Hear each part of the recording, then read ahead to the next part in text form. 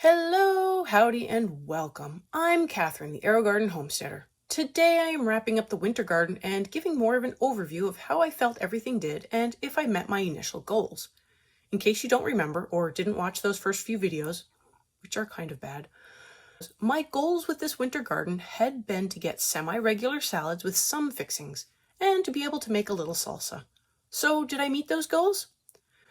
Yes, in fact, I was able to enjoy about 2 to 4 salads a week depending on the size, and I was actually able to get several bowls of salsa from the garden. But was it a complete success or am I just sugarcoating it? Yes, I did have to buy carrots from the store, but really, that was the only store-bought addition I had to make. The sugar-coated part. The salads didn't start when I wanted them to. The first batch of lettuce basically failed and I needed to get another batch growing, and that caused some significant delays. So in future, I would get a few more plants started and spread them around a little more to ensure good initial growth. Once the lettuce did get going, I was able to keep a succession of plantings going to ensure at least 4 salads a week, or 2 really big meal salads a week. This was at peak growth, not the beginning or end of any of the growth cycles. Was I completely successful with the salsa? Not as much. The tomatoes were slow to produce and slow to ripen. They were also quite dry in the center, which is fine for a paste tomato, but these were oddly dry. I almost found that the tomato plants seemed to struggle. I had to actually cut back 2 of the plants almost from the beginning to get them to reset, but once they did get rooted, they did fine. I learned a lot from this winter garden, and one of the things I learned is that Aerogarden is wrong about many things.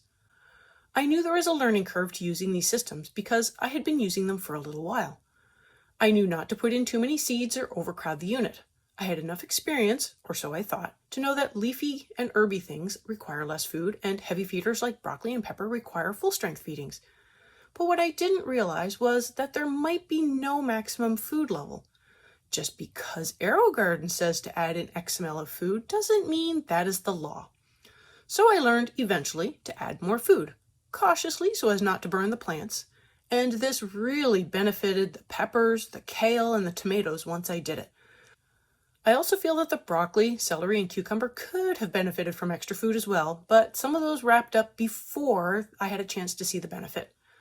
The benefit was seen almost immediately, too. New growth sprang up and more flowers appeared. Leaves didn't appear to keep yellowing, the plants just looked healthier and began producing again.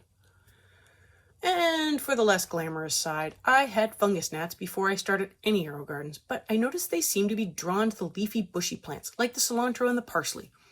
I always made little swarms when I disturbed the leafy growth. The gnats never really went away, and once I started seedlings in pots of dirt, that obviously made the problem worse. Once I have everything out, I will treat the few houseplants I have with peroxide, and uppot any that need to get a refresh. So this really boils down to that the sponges can also harbor fungus gnats. So if you have a bit of a problem, make sure you get rid of the problem before adding a bunch of Aerogardens to your house. Lesson learned. The other less glamorous side of things was the spider mites we accidentally introduced with a couple of last-minute nursery plants. We didn't know they were infected, but should have known they might have had something. They came from outside, hence they are exposed to everything. They were strawberry plants, and really, I should have just put them in the ground and crossed my fingers that they would survive rather than potentially infect my entire collection of plants. At this point, I feel I have successfully treated the cherry tomato and pepper plant. I hope.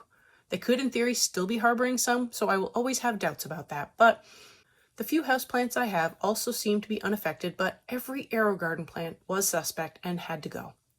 This was actually a big decider for trying to get the pepper plants moved to pots, then moved out to the garden. I wanted to keep them, but they had to go. In the end, it was a mostly successful garden this winter, with me being mostly successful with my goals. I need to think of new goals for the upcoming winter garden. Is there anything you'd especially like to see? Are there any goals you are going to set? Let me know below. I liked the salad goal, although sometimes a warm bowl of stew was far more welcoming in the winter. My family really liked the almost on-demand salsa. So it boils down to, do I set the same goals and improve on what I did, or do I set new goals? I am curious to see if I plant enough of one type of crop, can I get enough to actually can or preserve something? Let me know below if there is something you'd like to see come out of the next winter garden. I would like to be able to start my plan for that around the beginning of August, so I have a little time to think things through and maybe acquire new seeds. I hope you found this whole series informative and that it helps you with your own winter garden or indoor garden. I hope you enjoyed this wrap-up. Thank you for joining me on this months-long journey, and I will see you next time on the Aerogarden Homestead.